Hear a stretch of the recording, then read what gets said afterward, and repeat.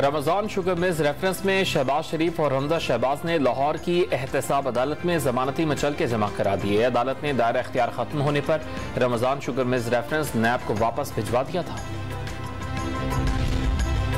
शाह महमूद कुरैशी की क़यादत में PTI का लॉन्ग मार्च आज गुजरात से रवाना होगा। पहला पड़ाव GT रोड सराय आलमगीर होगा।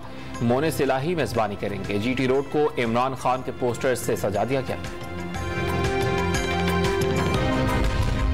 कराची में आज से बैनुल-अक़वामी दिफाई नुमाइश आइडियाज़ 2022 शुरू होगी। वज़ीर आज़म शहबाज शरीफ इफ्तिताह करेंगे।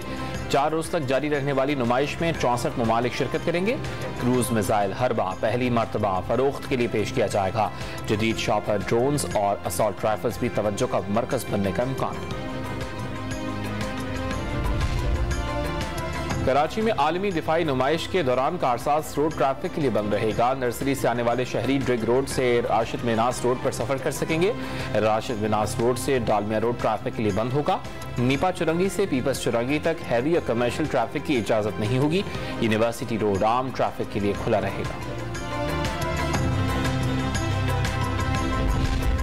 बरतानिया ने हाई रिस्क ममालिक की फहरिस्त से पाकिस्तान का नाम निकाल दिया। बरतानवी दफ्तर खारजा का मनी लॉन्ड्रिंग और दहशत गर्दों की माली मुआवनत रोकने के लिए कोशिशों का एतराफ़। इक़दाम फैटिफ एक्शन प्लान पर अमल दरामद का नतीजा है। वज़ीर खारजा बिलावल भुट्टो का ट्वीट।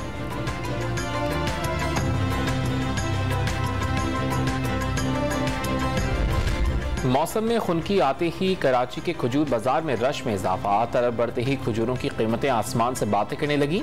ईरानी खजूर की मार्केट में ज्यादा मांग।